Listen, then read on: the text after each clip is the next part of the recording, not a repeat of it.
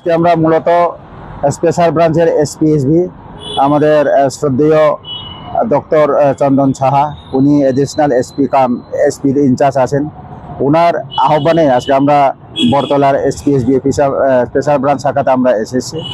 মূলত আমরা এসেছি যে আমাদের দুটি সংগঠন joint action rehabilitation committee JARC এবং JAC জয়েন্ট অ্যাকশন কমিটির প্রি-98 পোস্ট-98 পক্ষ থেকে আমরা এখানে 8 জন প্রতিনিধি এসেছি।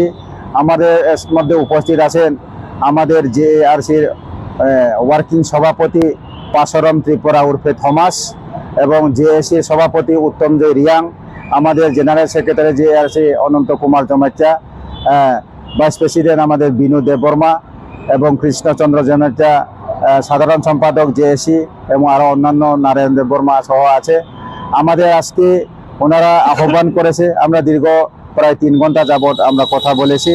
আগামী 24 তারিখ 2026 রোজ বুধবার যে অনির্দিষ্টকালের জন্য আমাদের আত্মসমর্পণকারী দুটি বড়ি সংগঠনের ডাকে যে অনির্দিষ্টকালের জন্য জাতীয় সড়ক এবং রেলওয়ে অবরোধের জন্য যে আমরা ঘোষণা করেছিলাম, ওই পরিপ্রেক্ষিতে আজকে বিস্তারিত আলোচনা হয়েছে।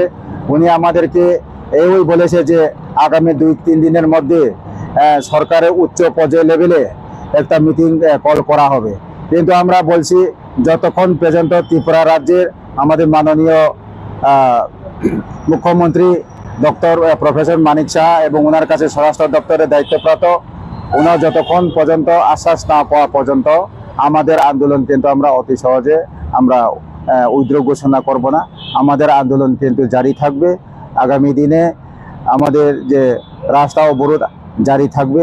এটার জন্য আজকে সকল মিডিয়া বন্ধুদের আমরা অবগত করতে চাই, সারা ত্রিপুরাবাসী রাজ্যবাসীকে এটা আমরা বলতে চাই, যতক্ষণ পর্যন্ত আমাদের সাথে কংক্রিট আমাদের নৈতিক দফা দাবি সম্পর্ক নিয়ে আলোচনাতে যদি কোনো ফলপ্রসূ না আসে, তাহলে আমাদের অনির্দিষ্টকালের রেল এবং জাতীয় সড়ক অবরোধ আমরা জারি রাখবো। আজকে কি এই যে মিটিং এ সেখানে কোনো কিছু আলোচনা হয়েছে? এখানে আলোচনা হয়েছে যে আমাদের নৈতিক দফা দাবি সম্পর্কে আমরা আলোচনা হয়েছে। আমরা এসপিএসবি ওনাকে একটি করে আমরা আমাদের সমস্যাগুলো আমরা বলছি।